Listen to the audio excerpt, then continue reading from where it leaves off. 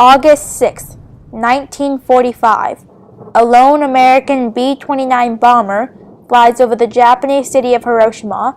When that bomb dropped, it ushered in the atomic age, a time of fear, media, and propaganda.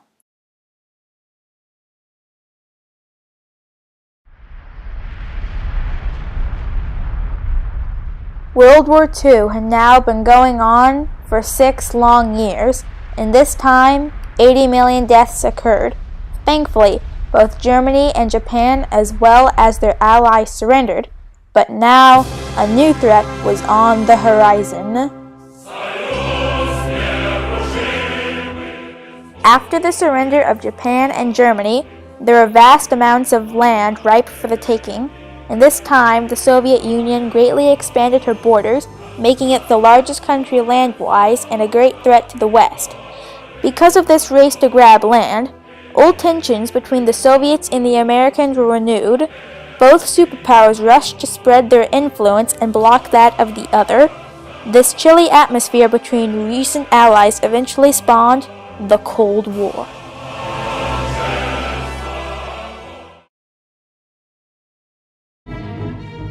The U.S. had already shown its nuclear capabilities with the bombings of Hiroshima and Nagasaki. The Soviet Union, threatened by America's existing stockpile of weapons, began to test and develop their own arsenal. By 1949, the Soviet Union had officially joined the nuclear race by detonating their first nuclear bomb in the remote deserts of Kazakhstan.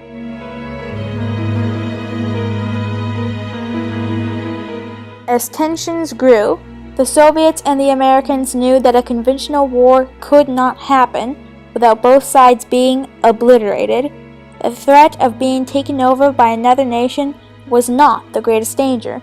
Now, the complete devastation of the two intact remaining superpowers was now a true possibility.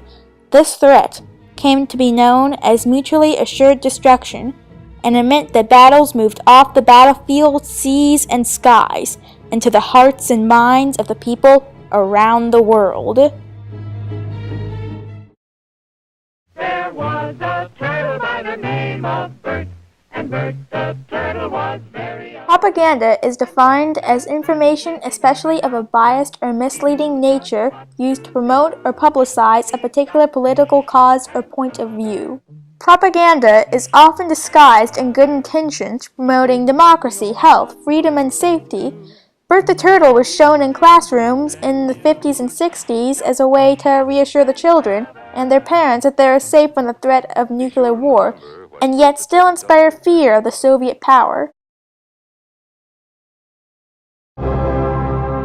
As the United States and the Soviet Union squared off, both tried to fill the vacuum of leadership in Western Europe by spreading their influence and blocking the influence of the other. Propaganda was used by governments on their own people and people from other nations. Posters, leaflets, cartoons, and public service announcements were all obvious ways the government distributed their ideas to the people.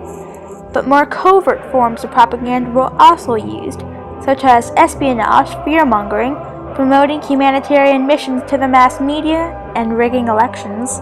The Soviets struggled to recover after World War II. Without modern infrastructure, they relied on basic forms of propaganda, like posters showing inspiring images of health and progress to lift morale.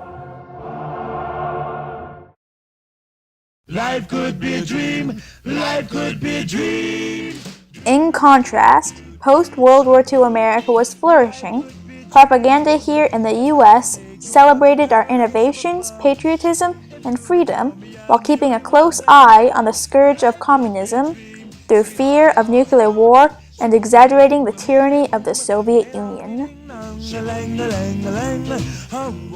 fact, I think we exacerbated it, and it was, I think, for political reasons that we made them out to be much more of a boogeyman than they really were.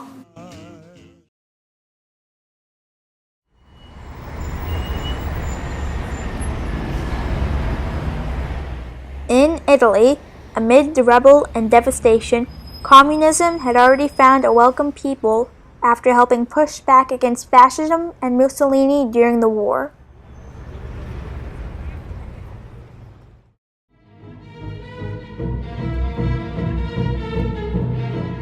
It looked like the communists were going to win the 1948 election. America thought if the Christian Democratic Party lost, it would not only lose Italy, but it would cause a domino effect across all of Western Europe. The newly founded Central Intelligence Agency was tapped to manipulate the election process with money and propaganda, such as the 40 million posters, anti-communist movies, and even the Pope, who stepped in to support the Democratic candidates.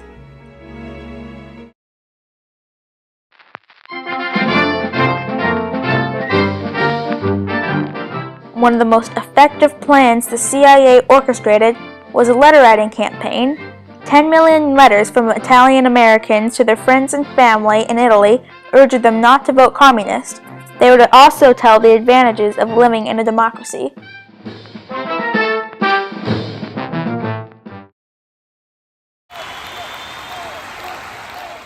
The Democratic Party was elected, cementing American power and influence in Italy, and the role of the CIA in covert and government actions. By exploring a wide range of propaganda and other forms of manipulation, the United States gained another important foothold in Western Europe. Both the United States and the Soviets honed those skills for further use in the Cold War.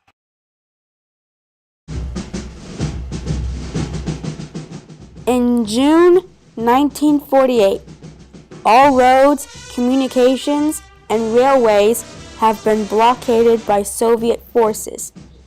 Western powers are in a pickle.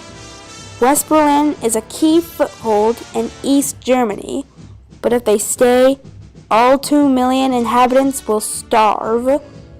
American solution? The Berlin airlift. At the time, it was a laughable plan. Airlifting supplies to feed 2 million people every day, especially in winter, seemed preposterous. With American, South African, British, Australian, and New Zealand Air Force support, Berlin hung on. Both the US and the Soviets had more at stake than the lives of West Berlin. The standoff would be another critical strategic win or loss. America would prove that it could pull off the impossible and win the loyalty of the forces in Germany.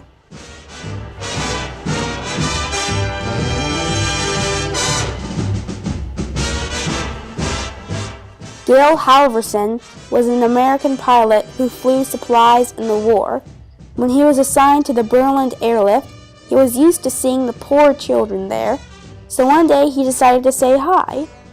When he greeted them, he wanted to give them something, but all he had were 2 sticks of gum, so he hatched a plan. That night, he fashioned tiny parachutes out of handkerchiefs to carry candy, chocolate, and gum down to the kids. He called them candy bombs. He instantly became a hit. His candy bombing spread to other pilots. Eventually, hundreds of parachutes were being dropped. One day, one of his parachutes fell next to a reporter and the story went global. He became a poster boy for the airlift. This provided on-the-ground and media propaganda that impacted at home in the US, in Germany with its allies, and in the Soviet Union.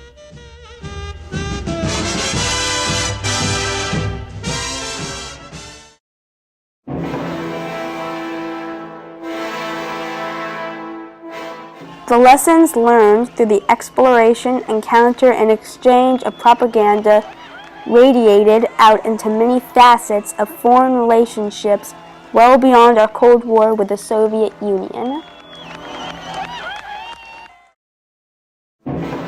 The Cold War played out over the next 45 years until the Soviet Union fell. Mutually assured destruction and nuclear stockpiling continued an uneasy peace between America and Russia that lasts even to this day.